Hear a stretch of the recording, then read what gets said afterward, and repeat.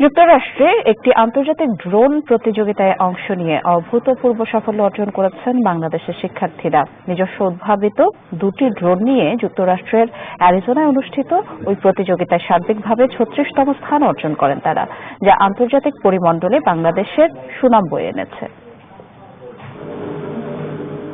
গেল মাসে যুক্তরাষ্ট্রের অ্যারিজোনায় একটি আন্তর্জাতিক প্রতিযোগিতায় অংশ নেন এভিয়েশন অ্যান্ড অ্যারোস্পেস বিশ্ববিদ্যালয় বাংলাদেশের শিক্ষার্থীরা।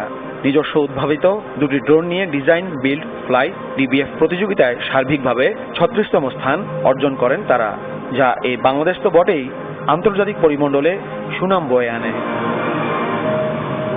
উদ্ভাবক শিক্ষার্থীরা বলেন, প্রতিকূল পরিবেশেও এই ড্রোন চলতে সক্ষম। জানালেন আর কি কাজে ব্যবহৃত হতে পারে তাদের ড্রোন।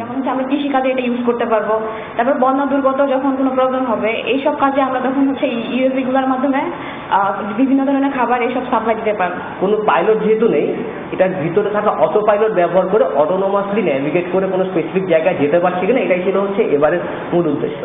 বিশ্ববিদ্যালয়টির শিক্ষক জানান, বিশেষভাবে ডিজাইন এই ড্রোনটি যা অভ্যন্তরীণ ও বাহ্যিক পেলোড বহন করতে পারে, একই সাথে একটি ইঞ্জিনবিহীন গ্লাইডারকে আকাশ থেকে উৎক্ষেপণ করতে পারে। আর উপাচার্য জানান, আকাশ নয় মহাকাশ জয়ই তাদের লক্ষ্য। উন্নত বিশ্ব ইউনিভার্সিটি অনেক ইকুইপমেন্ট আছে, অনেক মেশিনারি আছে। আমাদের যা আছে তা দিয়েই ধোলাইখালা টায়রা থেকে মালামাল এনে যা করা সম্ভব ওইটার মধ্যে রেখে বেস্ট কি করা যায় আমরা সেভাবে কাজ শুরু করি। যদি প্রয়োজনীয় সহযোগিতা ও সুযোগ সুবিধা আমাদের প্রদান করা হয়, তবে আমরা কেবল নতুন সাফল্যই অর্জন করব না, বরং বাংলাদেশকে একটি পূর্ণাঙ্গ বিমান ও মহাকাশ শিল্পের কেন্দ্রবিন্দুতে রূপান্তর করতে পারবো ইনশাআল্লাহ। অনুষ্ঠান শেষে আন্তর্জাতিক ডিজাইন, বিল্ড, ফ্লাই 2025 প্রতিযোগিতায় অসাধারণ সাফল্য অর্জনে টিমকে দেয়া হয় সংবর্ধনা। মাহফুজ কামাল, চ্যানেল 24, ঢাকা।